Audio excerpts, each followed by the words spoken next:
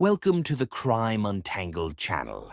Today, we're diving deep into a chilling and spine-tingling case that shocked the quiet town of Saintsville back in 2010.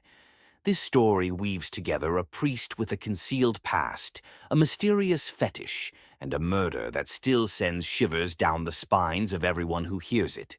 Prepare yourself for a tale full of secrecy, betrayal, and tragedy. It all began on a gloomy March morning in 2010, when Angela's lifeless body was discovered in her basement by her husband, Tom. He had returned unexpectedly from a business trip, completely unaware of the nightmare awaiting him. The sight was nothing short of horrifying. Angela's body was sprawled across the cold, unforgiving concrete floor, a leather whip tightly wound around her neck. The small town of Saintsville was immediately gripped by fear and sadness as news of the gruesome scene spread. The police were promptly called to the scene, and within hours an investigation was underway. What they uncovered was far beyond anyone's imagination, a story of hidden desires, betrayal, and a devastating crime that would haunt the town forever. Before coming to Saintsville, Father Michael O'Reilly wasn't the devoted and disciplined priest everyone believed him to be. Years earlier, he had briefly ventured into the world of BDMS, a secret he shared with a partner who understood his desires.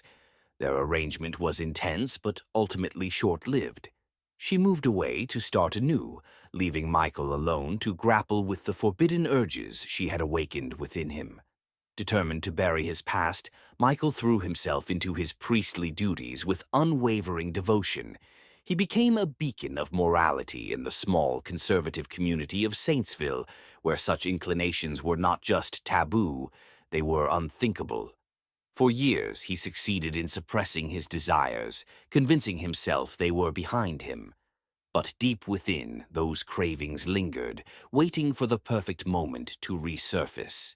That moment came unexpectedly, during a confession that would change everything.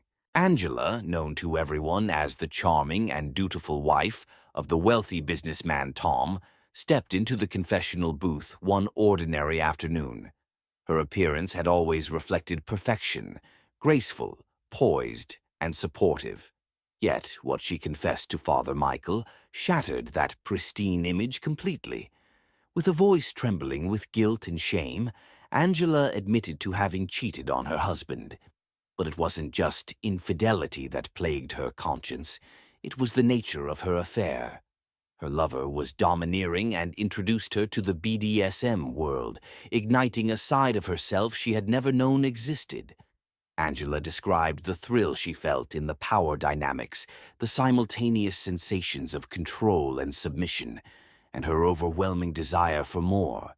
Tears streamed down her face as she recounted the struggle between her guilt and the intoxicating longing for that type of intimacy. "I know it's wrong," she sobbed, "but I can't stop wanting it." As Angela poured out her heart, Father Michael sat in stunned silence. Her confession struck a deep chord within him, mirroring the very desires he had fought to suppress for so long.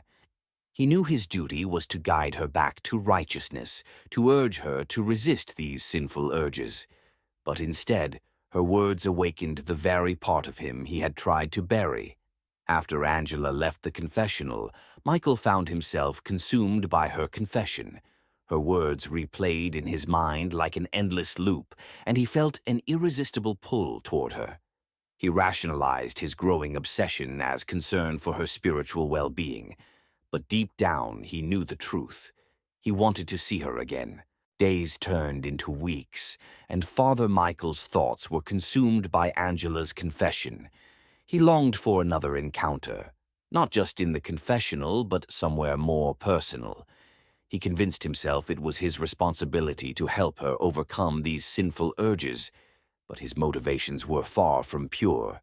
Deep down, he knew he was no longer acting as her spiritual guide. He was becoming her admirer. Michael finally found his opportunity to connect with Angela outside the confessional. After a Sunday Mass, he approached her with a warm, supportive demeanor. "Angela," he said, his voice steady, "I understand the weight you're carrying. If you ever need to talk in confidence, I'm here to help you through this." Angela hesitated, but her guilt and fear of judgment from others led her to accept his offer. What began as casual conversations quickly became deeply personal. They discussed Angela's guilt, her struggles in her marriage, and her feelings of inadequacy. But as time passed, their discussions took a darker turn, focusing more on her experiences with her lover and the desires she had discovered within herself. Michael's curiosity grew insatiable, and his feelings toward Angela became less about guidance and more about fascination. One day, under the guise of offering pastoral counseling, Michael suggested they meet in a more private setting, Angela's home. Trusting him as her priest, she agreed. Their meetings began in her living room, but soon moved to her basement, a space Angela had transformed into a private sanctuary. The dimly lit room, secluded from the outside world, provided the perfect backdrop for their secret conversations. Initially, they spoke about Angela's struggles and her attempts to reconcile her desires with her faith. But the boundary between priest and parishioner began to blur. The more time they spent together, the more intimate their relationship became. Michael could no longer suppress his own feelings, and Angela, desperate for understanding, allowed their connection to deepen. Eventually, their secret conversations turned into a full-blown affair. The basement, once a place of solace for Angela, became a haven for their forbidden relationship. They indulged in the desires they had both hidden for so long, fully aware of the risk they were taking. Every encounter pushed them deeper into a dangerous web of secrecy, guilt, and obsession. As Michael became more entangled in his secret life, his behavior began to raise suspicion in Saintsville. The once dedicated priest, known for his reliability and devotion, started showing signs of distraction. Parishioners noticed his frequent absences and his sudden tendency to miss appointments or show up late for services. The man who once exuded calmness and authority now seemed anxious and preoccupied. At first, the townspeople chalked it up to the pressures of his role, but soon whispers of scandal began to circulate. Observant neighbors noticed Michael's car parked on Angela's street at odd hours. Others remarked on his distant demeanor and the occasional slip in his usually polished behavior. Angela, too, felt the weight of the growing rumors.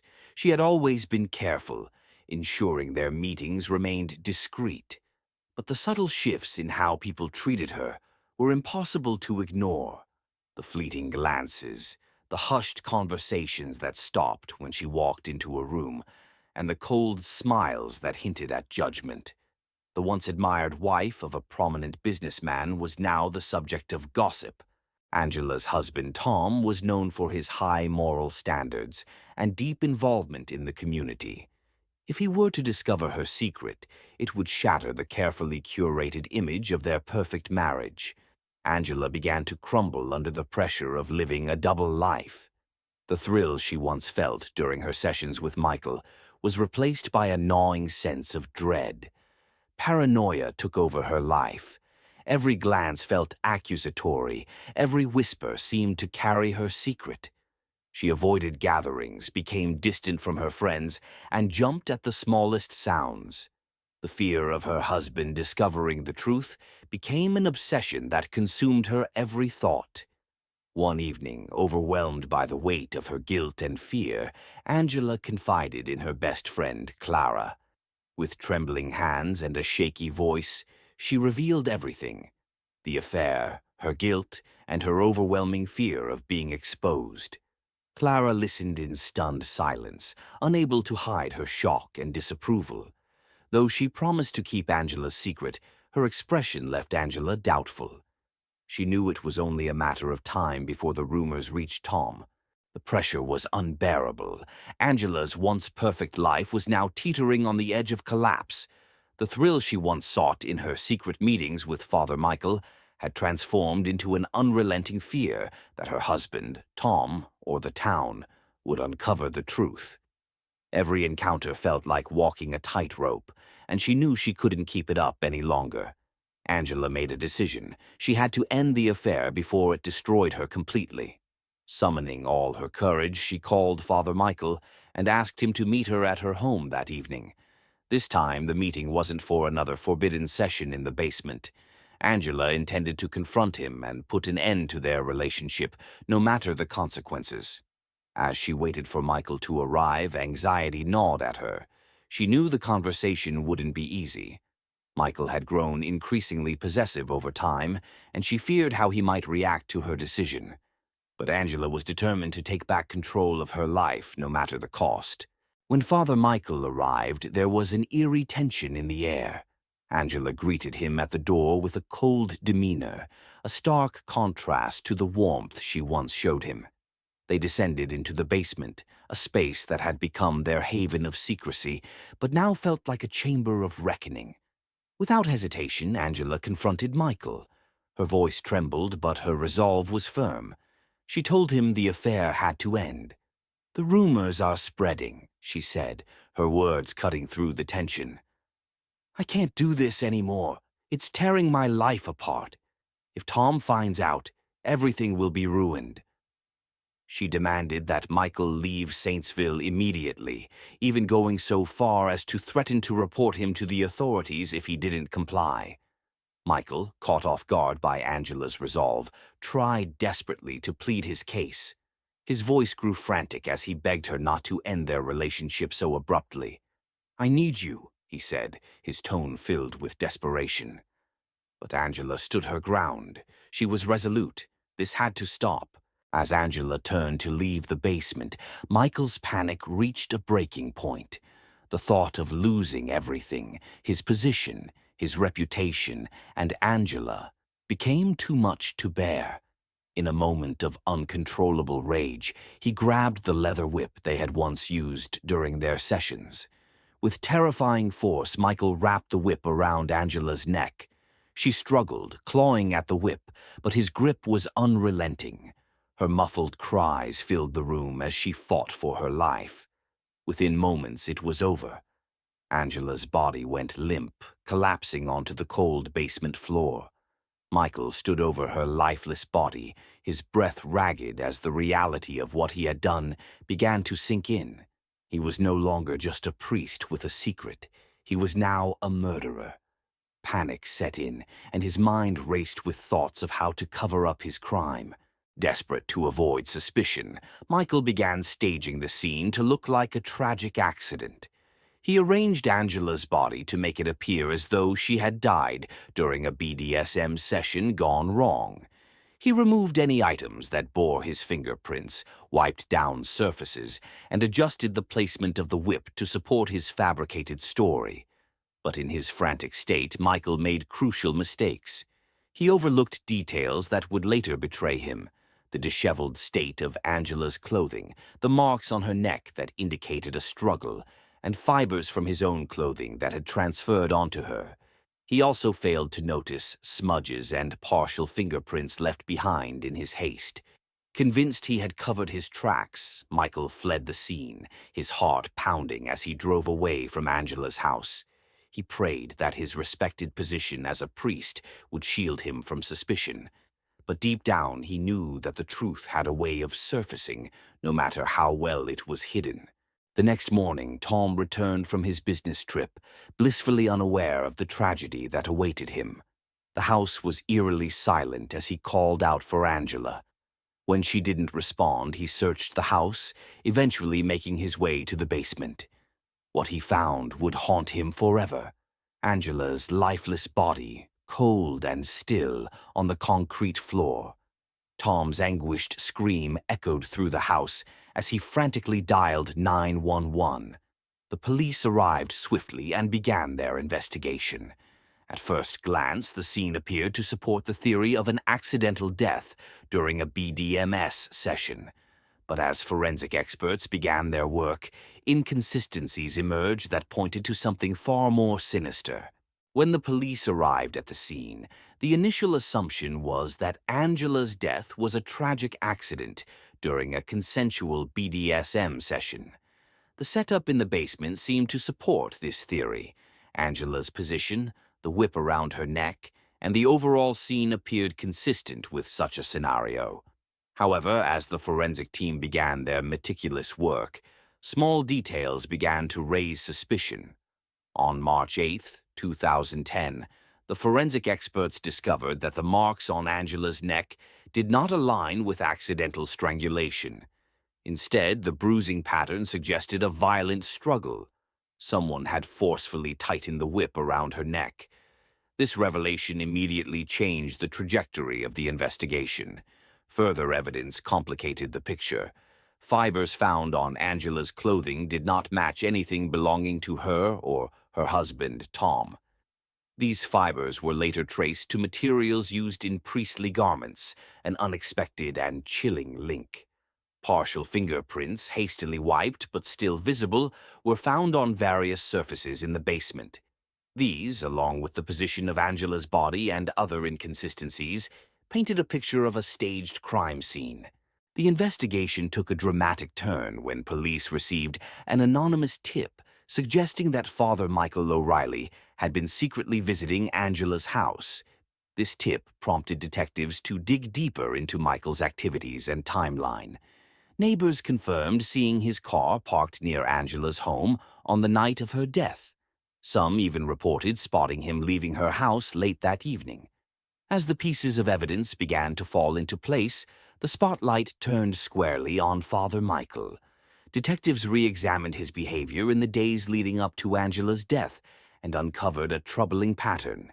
His frequent visits to Angela's home, coupled with the forensic evidence, painted a damning picture. On March 12, 2010, Father Michael was brought in for questioning. The once revered priest, who had spent years as a moral authority in the community, now faced mounting accusations. During the interrogation, Michael appeared calm at first, vehemently denying any involvement.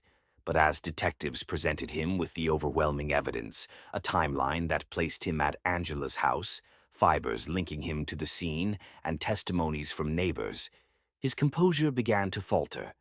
Phone records revealed frequent communication between Michael and Angela in the weeks leading up to her death.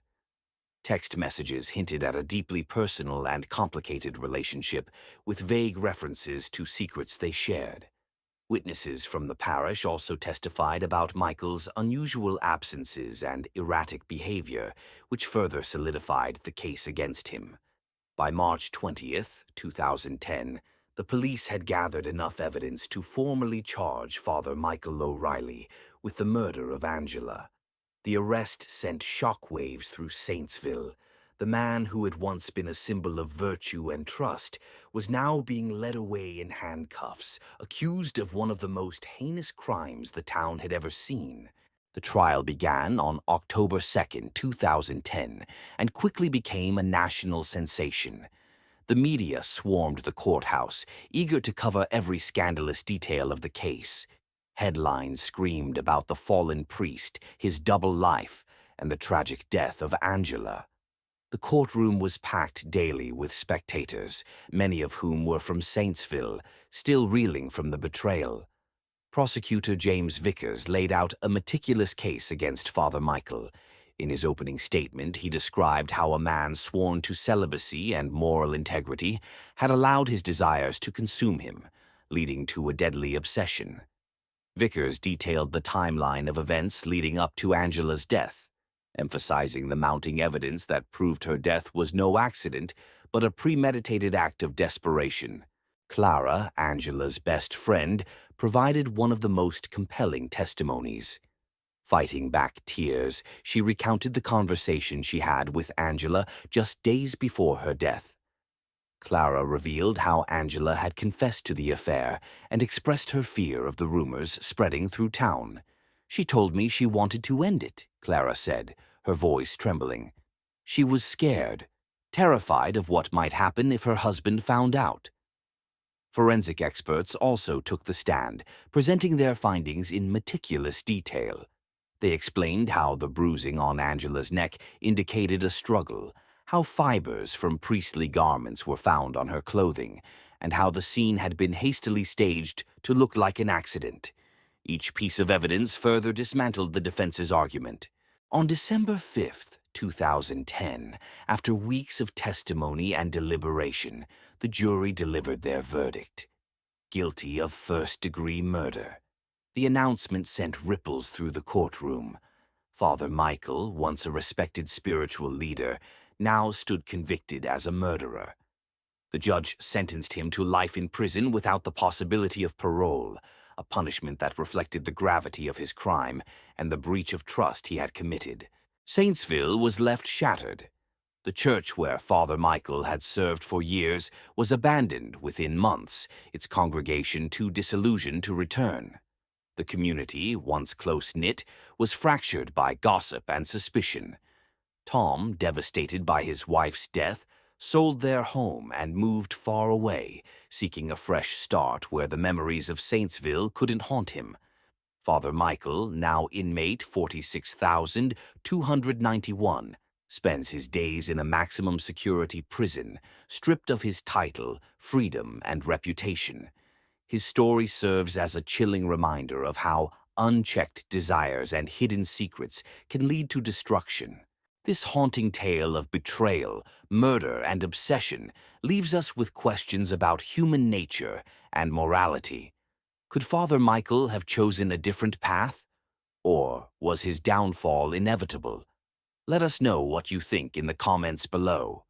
Don't forget to like, subscribe, and stay tuned for more gripping true crime stories, each more shocking than the last. I hope you like the video. For more stories daily, hit the like button and subscribe to our channel and comment your country.